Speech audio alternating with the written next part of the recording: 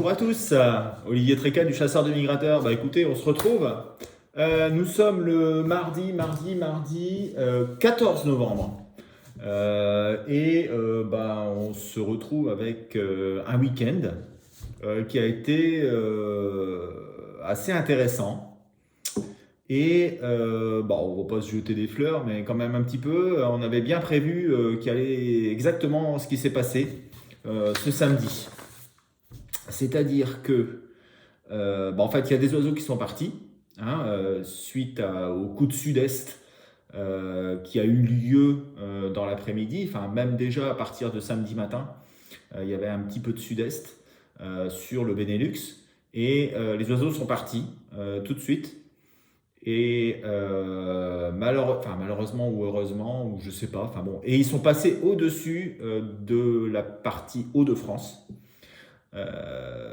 Sauf un petit peu sur le littoral, il y a eu quelques oiseaux, mais ils sont passés tout au-dessus et ils ont rencontré une grosse dépression qui est passée sur la Normandie et ça a fait qu'ils sont tombés là. Et il y a eu des grosses nuits sur la Normandie, en particulier donc au sud de la baie de Seine. Donc à partir de la baie de Seine, toute la partie Calvados, Manche, où il y a eu beaucoup d'oiseaux qui sont tombés. Aussi dans l'Orne, j'ai un gars qui a fait, comment dire, qui fait que les passés, mais qui a vu beaucoup de grosses bandes d'oiseaux, en particulier souchés, qui sont venus titiller le bout de son fusil. Donc il était très content. Et ce qui s'est passé aussi, c'est que les oiseaux qui sont passés très haut, il y avait aussi beaucoup d'oies. J'ai eu un autre appel d'une personne qui était dans l'Aisne et qui, de 20h30 à 1h du matin, a vu paquet d'oies sur paquet d'oies passer à la thermique entre 500 mètres et 1500 mètres de haut. Alors à la thermique, ça se voit un petit peu, mais il n'y en a pas une qui sont descendues. Et ces oies, on les a retrouvées probablement un petit peu plus loin, je pense autour de la région parisienne, peut-être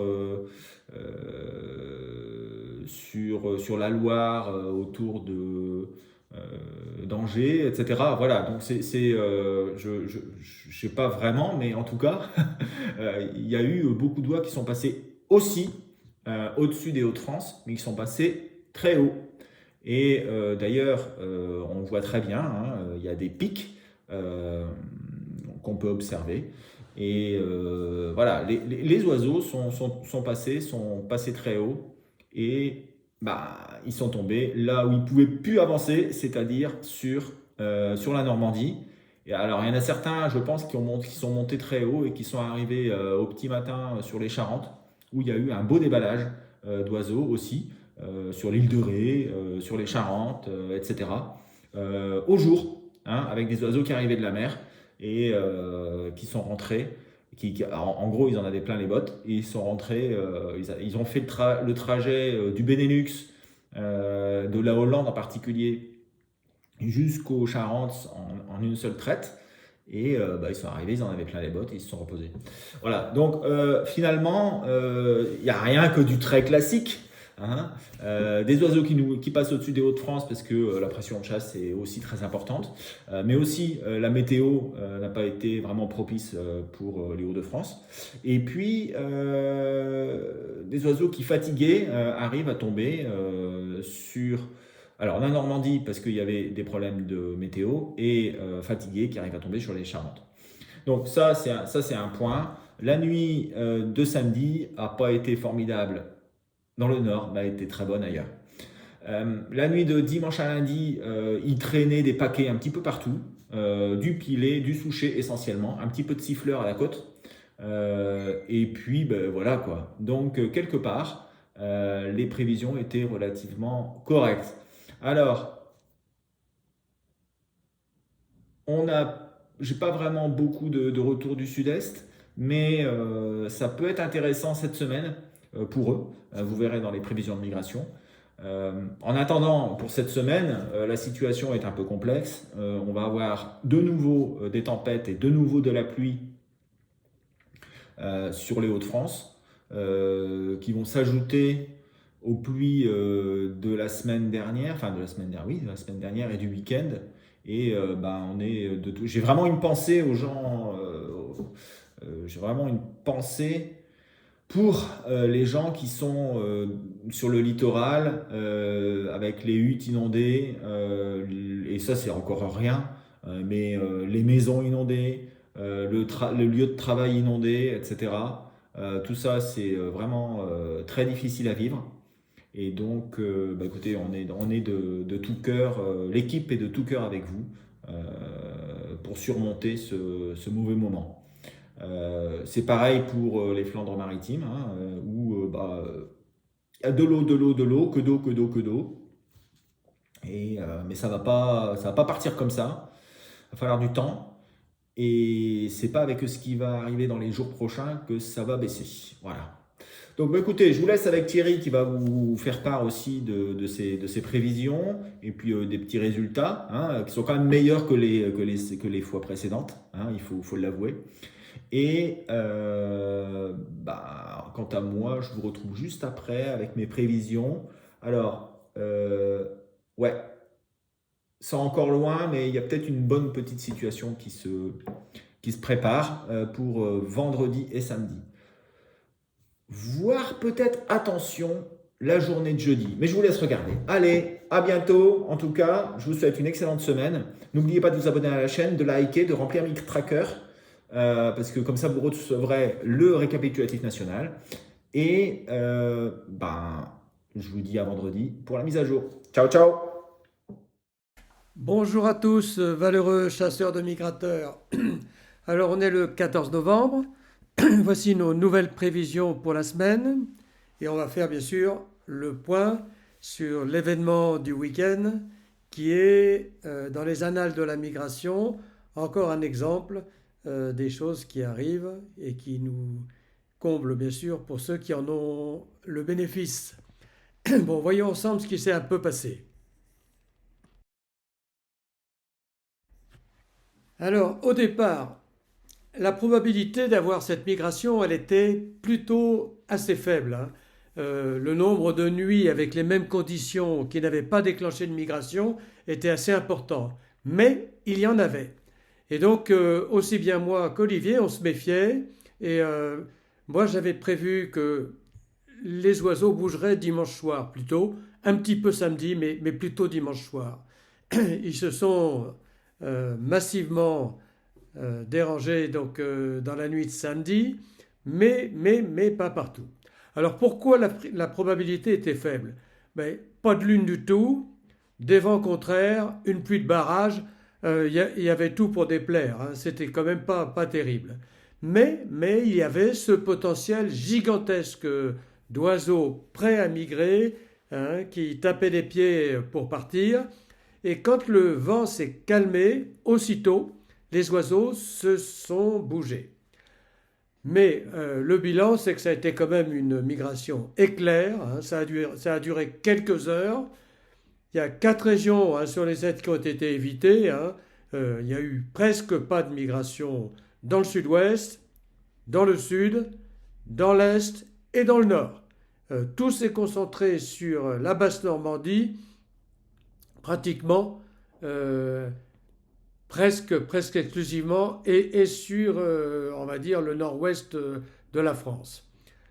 Des régions ont été complètement évitées, le nord. Alors pourquoi le nord n'a-t-il pas vu grand-chose?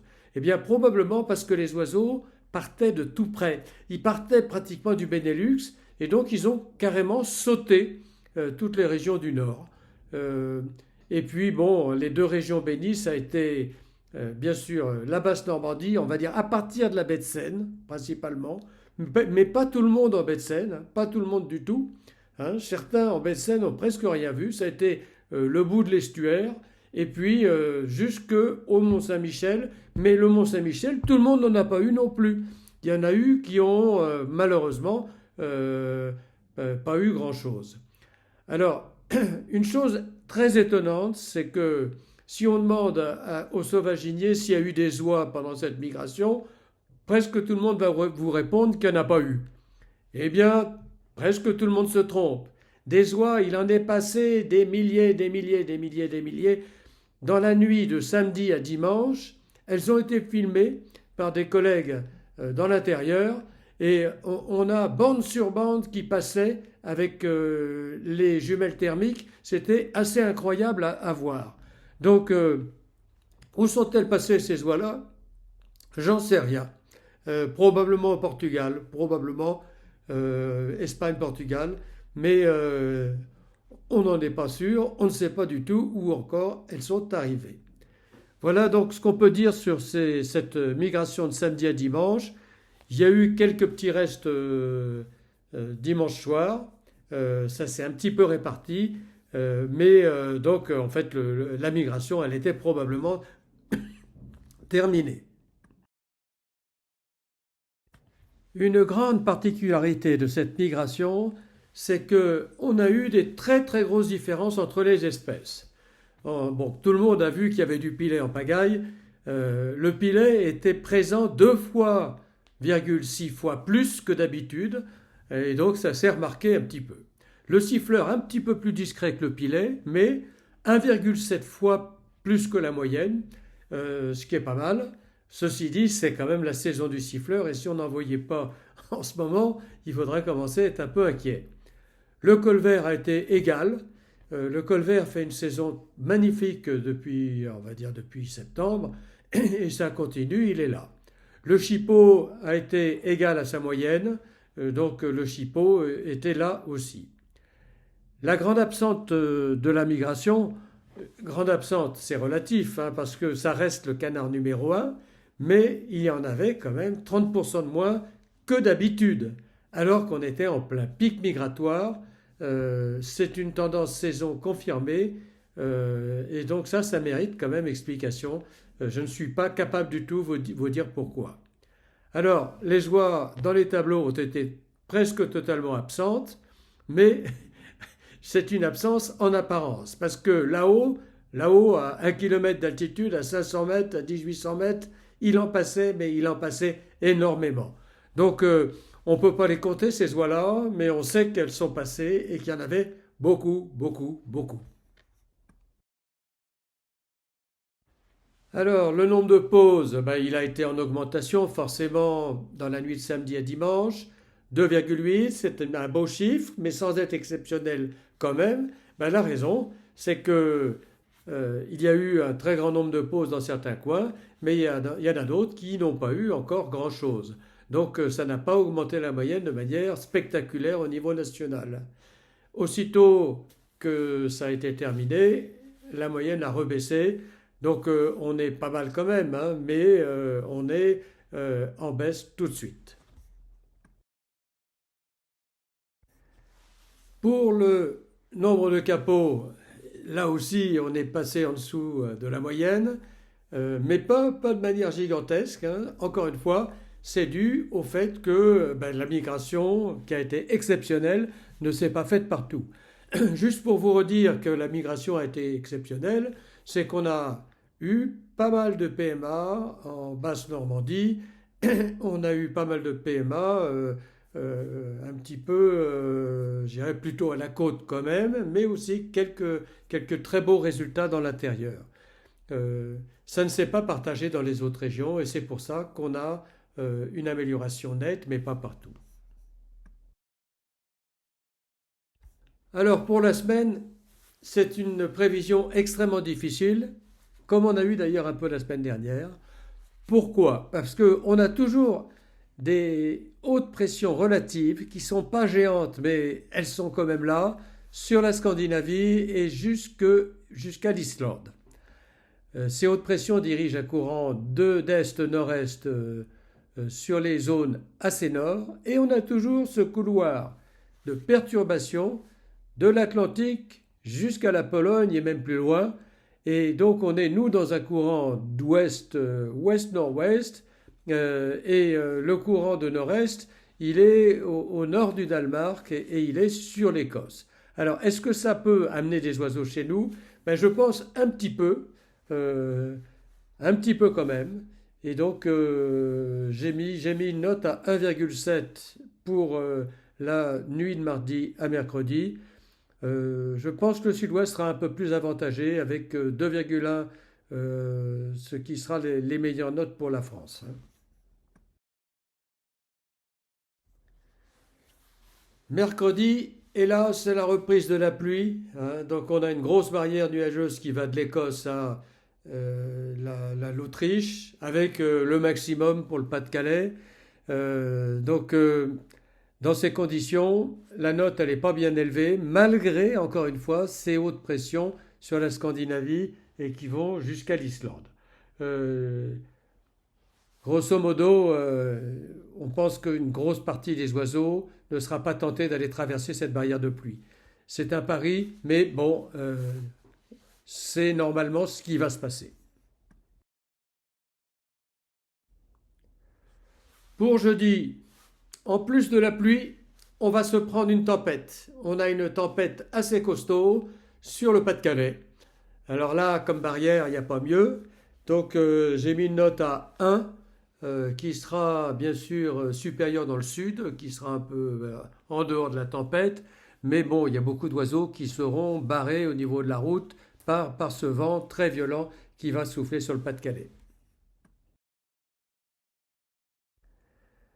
Vendredi, nous avons une situation qui s'améliore car le champ de pression s'améliore sur l'Angleterre et on pourrait avoir des oiseaux tenter de passer derrière la tempête, derrière cette barre de vent. Mais malheureusement pour nous, on a une deuxième menace qui se précise, c'est que on a du brouillard. Alors le brouillard, tout le monde sait ce que c'est pas cadeau et malheureusement, il risque d'être assez important compte tenu du faible champ de pression et de la position de l'anticyclone sur la France. Alors, j'ai mis une double note pour vendredi parce que c'est vraiment trop aléatoire. Si le brouillard n'est pas trop important, on peut monter à 2,5, ce qui est une super note, hein, donc il n'y a pas de problème. Mais si le brouillard est plus important, on va descendre à 1 et peut-être voir moins si le brouillard est trop fort. Voilà. Euh, donc des oiseaux, il y en a qui sont prêts à migrer, mais il y a des obstacles. La tempête s'en va, mais le brouillard arrive.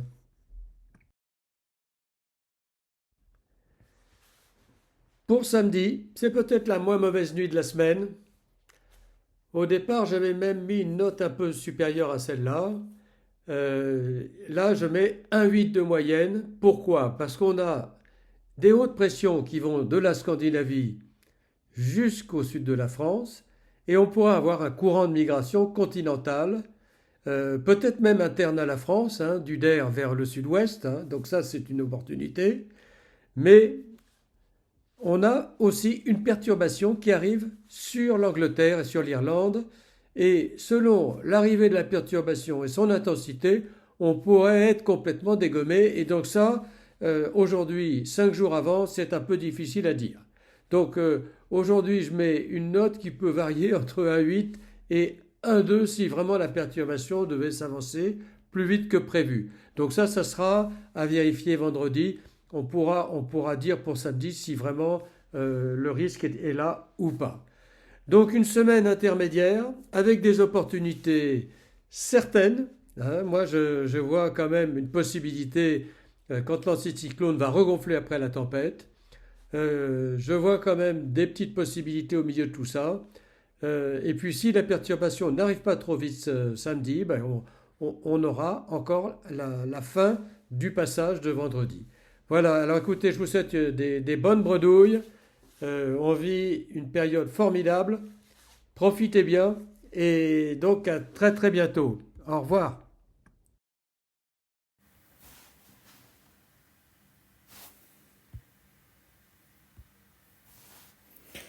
Bon, bah, nous y voici avec l'évaluation de la situation. Alors, bah, comme vous voyez, on a une grosse tempête, un gros creux dépressionnaire qui est présent sur le Danemark avec son cortège de pluie dépressionnaire aussi, hein, qui va jusqu'à la pointe sud du Groenland. De l'autre côté, on a aussi une dépression sur la Russie. Voilà, donc l'hémisphère nord, enfin le nord de l'Europe, est complètement sous les dépressions. Ça provoque un vent d'ouest, hein, avec de la pluie, mais ça va peut-être un petit peu évoluer dans les jours à venir. Alors, pour mardi à mercredi, on a une montée des pressions sur la Scandinavie et sur l'est du Groenland. Dans tous les cas, on a encore une dépression. La dépression qui était sur la Russie remonte sur la Sibérie. La dépression qui était sur le Danemark, elle va sur la Pologne. Et la dépression qui était au large des îles britanniques arrive sur l'Écosse. Bon, tout ça, ça nous fait quoi? Ça nous fait un retour d'Est sur la Baltique, mais qui ne va pas très loin, qui va jusqu'au Danemark, en fin de compte. Sur la France, eh ben, on a un flux d'ouest. Voilà, d'ouest. Les températures sont plutôt fraîches sur l'est de l'Europe. Hein. La limite pluie-neige est autour de la Pologne, aussi de l'Ukraine.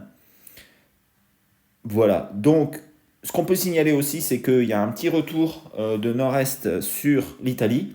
Et donc, il se pourrait bien qu'il y ait des oiseaux qui arrivent sur le sud-est de la France, en particulier sur la Camargue.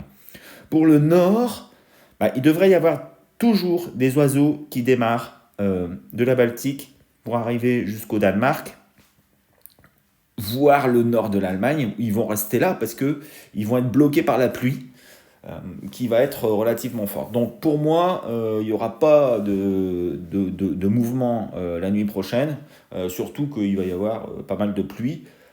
Voilà, c'est malheureusement encore et toujours de la pluie sur le nord de la France. Attention quand même pour vous, les sudistes, qui pourraient voir arriver du gibier sur les côtes de la Méditerranée. Mercredi à jeudi. Mercredi à jeudi, on voit qu'on a toujours un puits sur le Danemark. La dépression qui était sur la Baltique, elle est décalée sur l'Ukraine. Et les pressions remontent, mais elles ne sont pas franchement bien solides. Hein. Voilà. On a une autre tempête qui arrive sur UK. Et entre les deux, on a une remontée des pressions avec 1024 sur la Suisse.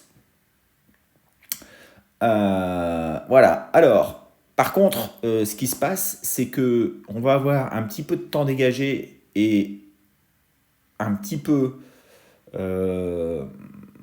donc en début de nuit, mais le vent il sera bien contraire. Après, dans la journée de jeudi, le vent tourne au sud-est. Et on sait que le vent au sud-est, ça peut provoquer des départs d'oiseaux du Benelux, mais ce sera en début de journée. Donc il se pourrait bien, avec temps dégagé, début de journée, vent de sud-est, que les oiseaux, certains oiseaux, recommencent à partir. Mais de toute manière, ils vont être bloqués de nouveau par de la pluie qui va arriver dans la suite. Donc ça, c'est pour la journée de jeudi. Hein. Donc pour la journée de mercredi, je ne pense pas qu'il y ait grand-chose. Voilà. Il y a peut-être un petit quelque chose en début de nuit, mais pour le nord-est, toujours une bonne condition pour le sud-est du pays. Jeudi à vendredi, voilà. Donc là, on a une tempête sur le Benelux. Donc c'est celle qui va passer, qui était là, et elle va passer sur toutes les côtes de la Manche, et elle va arriver sur le Benelux. Avec donc un retour d'est dû à cette dépression en fin de nuit. Retour d'est qui va pouvoir faire peut-être démarrer des oiseaux du Danemark qui vont pouvoir rentrer sur le Benelux et ensuite continuer via des jets jusqu'au sud de la France. Donc attention quand même. Donc il y a deux warnings. Dans la journée de jeudi, des oiseaux qui pourraient partir vers midi en fait, et qui pourraient être bloqués par la pluie quelques heures plus tard, en début d'après-midi ou en fin d'après-midi, et donc qui pourraient tomber au Mar de Hutt et en particulier des oies. Donc faites attention jeudi soir, éventuellement à la pose de bancs d'oies sur le nord de la France. Et vendredi matin, ils seront tous bloqués par la pluie. Mais vendredi matin, il se pourrait qu'il y ait aussi quelques oiseaux qui démarrent, mais ce sera pour la nuit de vendredi à samedi. Voilà ce qui se passe vendredi à samedi. Ça c'est à minuit. Donc on a une dépression sur la Pologne, un retour et des pressions sur la Russie et la Scandinavie. Donc on a un flux d'Est important, mais qui va tourner au nord, puis au nord-ouest, puis plus rien, parce que sur la France, il y a la remontée des pressions. Donc, je suis très très pessimiste sur le fait que la migration continue et que ce soit du bon temps pour la chasse. Ce sera du bon temps pour la migration parce que les pressions seront importantes sur la France. Donc, on va voir les étoiles, on va voir la Lune aussi, un petit peu. Mais le problème, c'est qu'il risque d'y avoir très très vite du brouillard. Je ne sais pas exactement encore, parce que c'est assez loin, vendredi, donc on ne sait pas exactement encore comment ça va se goupiller, cette histoire, mais je pense qu'il va y avoir des oiseaux qui vont partir et qui vont nous passer au-dessus, et qui vont arriver peut-être sur les Charentes, en fin de nuit, etc. Mais attention, c'est quand même une situation qui est plutôt intéressante, en particulier en début de nuit, sur le nord de la France. Et puis après, dès que le brouillard va monter, je pense que ce sera rideau.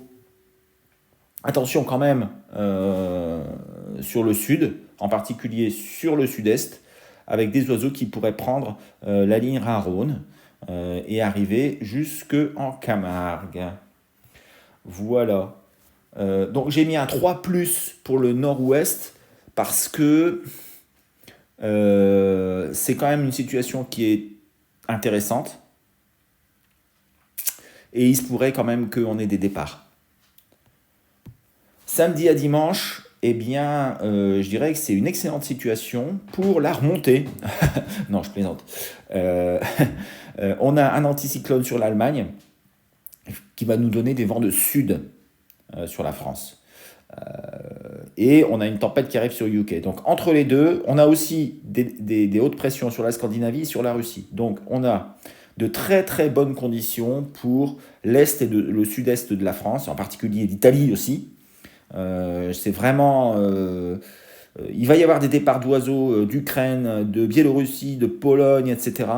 Mais je ne pense pas qu'ils viennent jusque chez nous. Alors, ils vont venir jusque chez nous, mais en passant par l'Autriche, les Alpes, etc. et arriver sur le sud de la France. Nos amis corses et nos amis du sud-est devraient avoir un bon mouvement en perspective. Bon, les autres aussi, mais ce sera moins fort. Donc, je pense qu'il y aura quand même un petit peu de gibier sur l'est, sur le sud-est aussi, sur le sud-ouest un petit peu avec des départs peut-être d'oiseaux du Der, et sur le nord-ouest, ce sera quand même beaucoup plus calme, quoique, on ne sait jamais ce qui peut se passer avec des oiseaux qui attendent depuis des mois, il y a des semaines, presque des mois, sur la Pologne et sur l'Allemagne pour partir. Voilà, donc en tout cas, je pense qu'il devrait y avoir pas mal d'oiseaux qui vont partir et une grosse tombée de bécasses, je pense. Je pense une grosse tombée de bécasses sur le sud-est du pays. Voilà. C'est à confirmer, bien entendu, parce qu'on ne sait jamais comment les dépressions vont passer. Si ça passe plus au nord ou plus au sud, ça peut changer tout. Mais je crois vraiment une très bonne arrivée de bécasses dimanche sur le sud-est de la France. Ainsi que samedi aussi. Voilà. Donc, pour moi, ça va pas forcément être très très beau cette semaine, mis à part sur le sud-est.